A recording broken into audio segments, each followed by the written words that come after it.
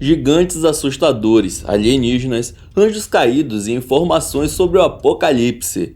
Essa poderia ser uma descrição de algum texto de ficção científica, mas é só um resumo rápido do livro de Enoque, que foi retirado da Bíblia e teria várias revelações sobre a história da humanidade. Embora os escritos não sejam muito conhecidos, vários fragmentos dos manuscritos do Mar Morto poderiam provar que os judeus e os primeiros cristãos conheciam sim o livro de Enoque. Hoje você confere os detalhes sobre essas escrituras. Roda a vinheta!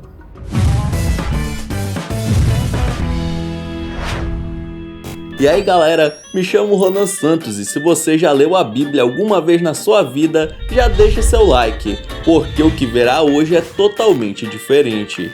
É isso, bora pro vídeo. Se você me pedisse para fazer uma lista com os textos religiosos mais misteriosos da história, com certeza o livro de Enoque apareceria. A obra tem trechos datados de 300 a 200 a.C. e levanta muitos mistérios até os dias de hoje. Mas se você pegar a Bíblia aí na sua casa, ele não vai estar presente. O motivo é até que simples. A igreja leu o que estava escrito e achou que ia contra os outros livros das Escrituras. Resultado, falaram que não eram inspirados por Deus. Porém, mesmo assim, tem gente que acha um absurdo ele ter sido removido, já que Enoque seguiu os caminhos do Criador tão bem que foi levado para morar no céu, né?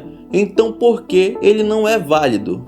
Além de ser o 7º patriarca mencionado no livro de Gênesis, Enoque também é lembrado por ser um dos antepassados de Noé, e ninguém menos que o pai de Matusalém, o personagem que mais viveu na Bíblia. O legal é que, por mais que exista uma relação entre esses dois personagens bíblicos, o livro de Enoque dá uma versão completamente nova dos episódios que levaram ao grande dilúvio. Caracas! Logo na primeira sessão, a gente fica sabendo sobre a história dos vigilantes, ou sentinelas, que são como anjos caídos. Há muitos e muitos anos, em um momento indefinido do tempo, eles foram enviados à Terra para vigiar os seres humanos. Só que ao invés de apenas ficar olhando de longe, eles acabaram se apaixonando pelas mulheres do nosso povo. Que viagem é essa, véi? Olha, antes que me xinguem aí nos comentários, não sou eu, Ronan Santos, que tô falando isso, beleza? Mas sim o livro de Enoque. Como se isso não fosse estranho o suficiente, não demorou muito para que esses sentimentos fizessem com que eles se envolvessem de uma forma, digamos, carnal com as mulheres. E aí, meu amiguinho, as coisas saíram um pouco do controle. A relação entre esses anjos vigilantes e as humanas resultou no nascimento de algumas crianças diferentes, os chamados Néfilins, que eram gigantes que tocavam terror. Ih, rapaz. Mano, esses seres seriam tão grandes que tem uma passagem no livro de Números da Bíblia convencional que você tem aí em casa, lá no capítulo 13, que compara a gente com gafanhotos perto deles. Esses bichões eram tão selvagens que ameaçavam, roubavam e tiravam a vida dos seres humanos. Por que tanta violência, rapaz? O fato é que, em determinado momento, tais grandalhões comeram tanto a comida dos povos da época que começou a faltar, e então passaram a se alimentar dos próprios humanos. Dizem que os gritos de medo e angústia das pessoas que sobreviveram a esses tempos eram tão altos que podiam ser ouvidos do céu. Toda essa situação não teria agradado a Deus nem um pouco, ao ponto do Criador prender os anjos vigilantes em uma prisão subterrânea nas profundezas da terra, como punição pela tremenda besteira que eles fizeram. Enoque então tornou-se o intermediário entre Deus e os anjos, o que o permitia fazer viagens entre o céu e a terra, voando com seres celestiais e vendo montanhas e rios de uma forma que nenhum outro humano tinha visto.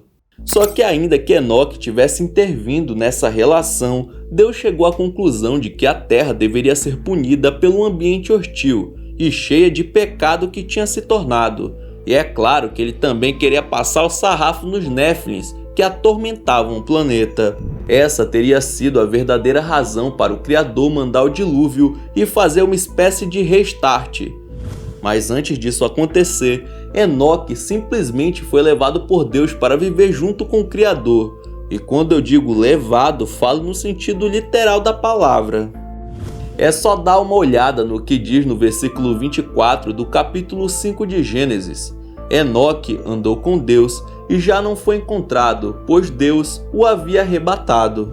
A parte que fala sobre essas coisas está no livro das visões dos sonhos, onde existe muitas ligações com a primeira parte da obra, principalmente sobre a origem do mundo e o grande dilúvio. Também é falado da história de Moisés, a abertura do Mar Vermelho e antes mesmo da criação dos mandamentos de pedra. Já lá para o final, existe uma provável menção à Nova Jerusalém e o nascimento de um Messias. Embora muito do conteúdo bíblico seja visto simplesmente como metáforas ou alegorias, a história já trouxe evidências de que certas particularidades podem ter realmente acontecido. Além de indícios em várias culturas e religiões sobre um grande dilúvio no passado, provas arqueológicas mostram que seres gigantes, talvez como os Néfilins, realmente caminharam sobre a Terra, só que isso é assunto para outro momento. A questão aqui é que o livro de Enoque foi um elemento importante das tradições judaicas e cristãs durante séculos. Há quem diga que a obra serviu até mesmo de inspiração para o livro de Gênesis. Mano, imagina uma coisa dessas. As semelhanças e histórias são tão parecidas que não é absurdo pensar isso. O único problema, como já mencionei, é que se você abrir uma Bíblia tradicional agora, não encontrará nenhum livro de Enoque. É verdade. Ao menos não no mundo moderno, né? Já que foi preciso alguns séculos para a Bíblia que a gente conhece ser montada. Antes, as escrituras sagradas contavam com vários textos e evangelhos falando bastante sobre as tradições cristãs, mas a verdade é que não era exatamente isso que a igreja precisava. A igreja cristã, como uma instituição, sentiu que devia desenvolver uma espécie de cânone oficial, um conteúdo unificado a partir de diversas histórias. E a única forma de fazer isso seria passando a faca em vários textos para decidir quais deveriam ser lidos e quais ensinamentos faziam sentido de serem seguidos. É claro que muita gente acredita, assim como eu, que tudo foi vontade de Deus, que ele inspirou os líderes da igreja para saberem o que deveria ficar na Bíblia e o que devia ser retirado. Todo esse processo não foi nada rápido e acredita-se que foram necessários vários concílios e reuniões entre os séculos 1 e 4 para que os moldes do livro sagrado fossem concluídos. E quando o conteúdo das escrituras ficou pronto, o livro de Enoque não estava presente. Assim como o Evangelho de Pedro e o Evangelho de Maria Madalena, o livro do Patriarca contava com histórias surpreendentes e ao mesmo tempo desafiadoras. Se não fosse pelo interesse de grupos cristãos considerados hereges ou dos que não seguiam o cânone à risca, talvez o livro de Enoque não tivesse sobrevivido ao avanço do tempo. O que se sabe é que a versão atual da obra é resultado de várias traduções. Os primeiros textos estavam escritos tanto em hebraico quanto aramaico, as mesmas línguas de boa parte do Antigo Testamento. Tempos depois, eles foram traduzidos para o grego, e mais para frente surgiu uma tradução etíope, que é considerada a versão mais completa da obra. No final do século XVIII, o escritor James Bruce foi o responsável por levar os manuscritos em língua etíope para a Europa, possibilitando que fossem traduzidos para o inglês durante o século XIX. Mais curioso do que isso são as relações que podem ser traçadas entre o livro de Enoque e alguns escritos mais antigos. Por exemplo, segundo certos textos sumérios, nosso planeta já foi visitado por um grupo de seres sobrenaturais há muito tempo no passado. Essas criaturas contam com descrições bem parecidas com os vigilantes do livro de Enoque. A diferença é que eles foram chamados pelos sumérios de Anunnaki, uma palavra que pode ser traduzida para aqueles que vieram dos céus ou descendência da realeza. Há quem diga que na verdade esses Anunnakis foram seres extraterrestres que trouxeram conhecimento e ajudaram a humanidade a evoluir. Mano, a quantidade de coisas que eu poderia falar sobre essas criaturas dá pano pra manga pra outro vídeo.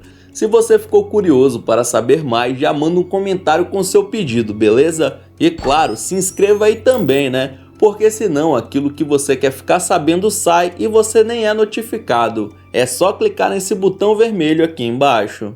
Então é isso, muito obrigado por ter assistido esse vídeo até o final. Não esqueça de deixar seu like e se inscrever no canal. E aí na sua tela tem os últimos vídeos lançados pelo Almanac X que estão sensacionais. Veja um depois do outro que você dá uma força, beleza? Então é isso, até o próximo vídeo.